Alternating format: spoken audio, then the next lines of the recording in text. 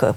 Baik, kita selepas ini kita akan berkongsi bagaimana pengalaman daripada seseorang individu ini yang pernah menjadi pesakit COVID-19 dan baru saja beberapa hari yang lalu telah disahkan bebas daripada virus COVID-19 ini. Kita nak bersama dengan Encik Arifin Muhammad di talian. Hello, Assalamualaikum. Waalaikumsalam. Encik Arifin. Ya, saya. Baik, hari ini sihat? Alhamdulillah, sihat. Alhamdulillah. Baik. Kita nak berkongsi sedikit berkenaan dengan pengalaman Encik Arifin sendiri. Kami difahamkan Encik Arifin disahkan positif COVID-19 ini pada 5 Mac. Dan Encik Arifin tidak mengalami sebarang simptom. Ya, seperti mana yang telah dikongsikan antara simptom yang berlaku kepada sakit COVID-19. Mungkin Encik Arifin boleh kongsikan bagaimana permulaannya. Okey, bismillahirrahmanirrahim. Assalamualaikum. Saya sebenarnya telah menghadiri satu majlis kementerian pada 27 hari bulan Februari. Di majlis itu ramailah orang kan. Jadi saya telah berjumpa dan bersalaman dengan beberapa orang lah. Dan 2 hari kemudiannya saya diberitahu salah seorang daripada yang saya bersalaman itu adalah telah disahkan positif COVID. Itulah permulaannya. Tapi sebenarnya saya tidak tahu dari mana sebenarnya saya dapat. Sebab 2 hari lepas itu pula ada lagi 2 orang di majlis yang sama telah juga disahkan positif. Jadi saya sendiri telah menyerahkan dirilah 2 kali di Hospital Kuala Lumpur untuk membuat saringan. Baik, 2 kali bermakna?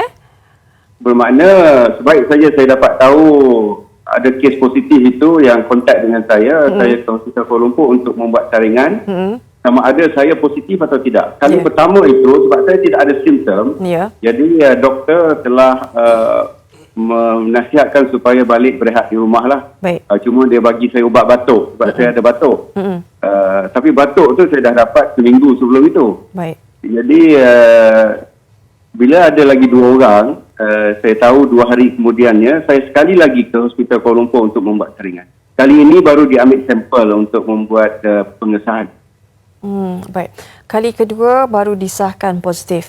Jadi ketika itu apakah yang terbayang di fikiran? Pastinya sebab kita tersedia maklum bahawa COVID-19 ini adalah virus yang sangat bahaya. Tetapi ketika itu Encik Arifin bagaimana menghadapi COVID ini?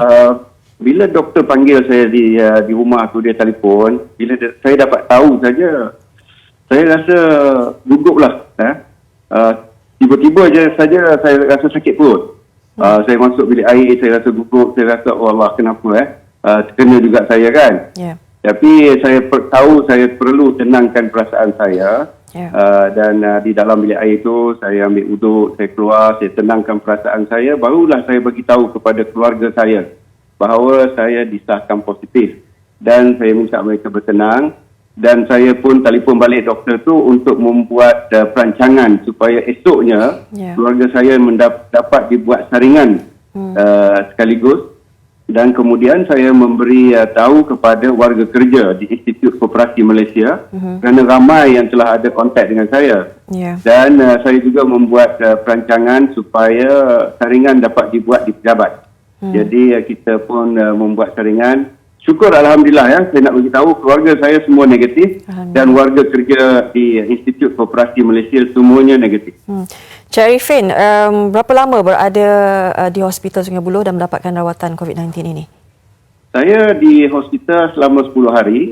Saya masuk 5 hari bulan dan saya discharge 15 hari bulan Mac. Jadi 10 hari di isolasi itu agak lama dan inilah jadi kita harus bersikap positif lah dalam tu sebab dalam isolasi walaupun kita berkongsi bilik itu dengan 4 orang lain, 3 orang lain, tetapi komunikasi antara pesakit sangat minima kerana masing-masing dalam kubikel, dalam lansir tirai masing-masing itu ada hal masing-masing lah di dalam their own thoughts. Baik, kita juga ada membaca sedikit artikel akhbar yang berkenaan dengan Cik Arifin berkongsi.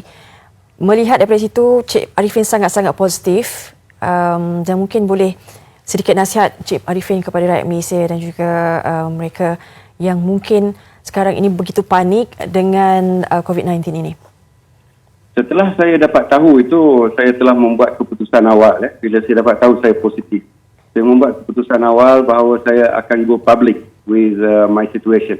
Sebab saya mahu public menyadari bahawa mendapat positif ini is not the end of the world.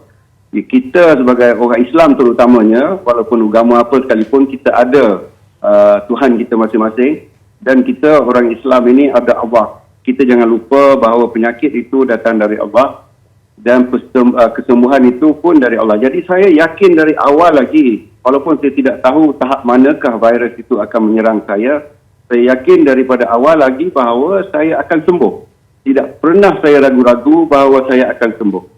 Dan saya telah memasang satu hasrat bahawa selama mana pun saya di hospital itu, saya akan memanfaatkannya supaya bila saya keluar nanti, saya akan menjadi seorang insan yang lebih baik, seorang hamba Allah yang lebih baik. Jadi saya ke hospital dengan satu matlamat untuk menjadi seorang yang lebih baik. Saya bawa Quran, saya bawalah penjagaan diri seperti vitamin C, minyak habatus sauda. Habatus sauda ni sangat baik. Jadi saya syorkan kepada semua orang sekarang ni supaya mengambil habatus sauda untuk kuman. Sangat baik. Ini pun tersebut dalam hadis. Sudah lama, 1400 tahun dahulu. Jadi saya bersikap positif begitu. Saya juga decided to go public. Jadi saya setiap hari membuat perkongsian di Facebook mengenai pengalaman saya di hospital. Dan saya setiap hari juga exercise. Saya membuat satu senaman di hospital itu, di bilik saya lah yang kecil itu, supaya setiap hari saya dapat berpeluh. Sebab pada saya, kuman virus ini tidak ada ubat. Yang ada ubat hanya simptom. Jadi untuk melawan dan membunuh virus ini ialah daripada kekuatan daya tahan diri kita sendiri. Jadi sebab itulah saya mengambil keputusan awal bahawa kita perlu mempertingkatkan kekuatan daya tahan diri.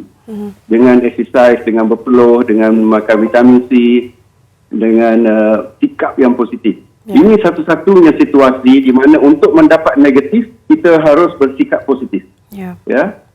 Itu penting. Sharifin, ada satu soalan.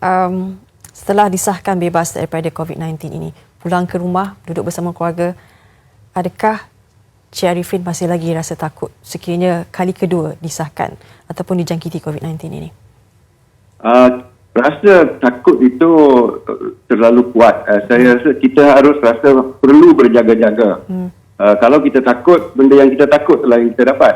Jadi saya tidak takut, tapi saya mengambil langkah berhati-hati dan berjaga-jaga kerana data pun ada yang mengatakan orang yang pernah sakit boleh dijangkiti semula. Tak tahulah reliable banyak mana data tu, tapi ada data mengatakan begitu. Saya pun ada bertanya dengan doktor, adakah kemungkinan saya ini dijangkiti semula?